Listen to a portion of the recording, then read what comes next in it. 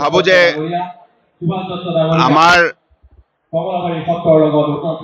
মহাপুৰুষ শ্ৰীমন্ত শংকৰদেৱ, মহাপুৰুষ শ্ৰীমন্ত মাধৱদেৱ আৰু মাধৱদেৱৰ পৰম শিষ্য শ্ৰী শ্ৰী বদলা পদ্মমাতাৰ আদৰ্শৰে আমি অসমীয়া সমাজখনক সকলো সময়তে শক্তিশালী কৰি ৰাখিব লাগিব।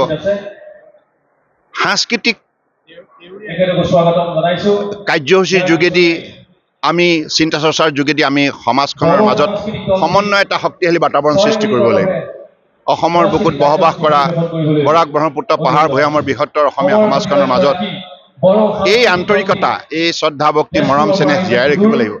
কাৰণ আজি ডিগবৈত শ্ৰী শ্ৰী বদলা পদ্মমাতাৰ সেৱা সমিতিয়ে ডিগবৈবাসী ৰাইজৰ সহযোগত আজি যিটো সাংস্কৃতিক সমন্বয় ইয়াত কাৰ্যসূচী আয়োজন কৰিলে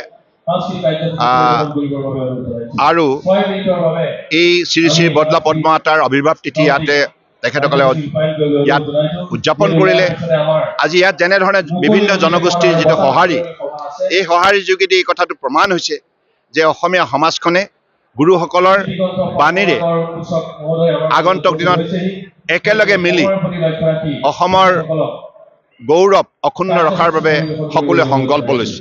গতিকে মই ইয়াত অংশগ্ৰহণকাৰী সকলোকে মই বিশেষভাৱে ধন্যবাদ জনাইছোঁ আৰু আমাৰ শ্ৰী শ্ৰী উত্তৰ কমলাবাৰী সত্ৰাধিকাৰ প্ৰভু শ্ৰী শ্ৰী জনাৰ্দন দেৱগোস্বামী প্ৰভুৰ লগতে সেৱা সমিতিৰ সকলো বিষয়ববীয়া কৰ্মকৰ্তাক ধন্যবাদ জনাইছোঁ আৰু ইয়াত আয়োজক সমিতিৰ কৰ্মকৰ্তাসকলকো ধন্যবাদ জনাইছোঁ। বিশেষকৈ ডিগবৈ অঞ্চলৰ ৰাইজ আৰু ইয়াৰ স্থানীয় বিধায়ক সুৰেণ ফুকন ডাঙৰীয়াকৈ ধন্যবাদ জনাইছোঁ। কাৰণ সকলোৰে সহযোগত আজি এই সভা, এই অনুষ্ঠান বৰ সুন্দৰভাৱে সফল হৈছে। আৰু মই ভাবোঁ যে এনেধৰণে মহান মানৱীয় বাণীৰে আগন্তুক উঠি অহা প্ৰজন্মক আমি একোগৰাকী আদৰ্শ ব্যক্তি হিচাপে গঢ় দিয়াৰ ক্ষেত্ৰত আমি বিশেষ কাৰ্যসূচী এনেধৰণৰ সঘনাই ল'ব লাগিব আৰু বিভিন্ন ঠাইত এই বাৰ্তা আমি কঢ়িয়াই লৈ যাব লাগিব।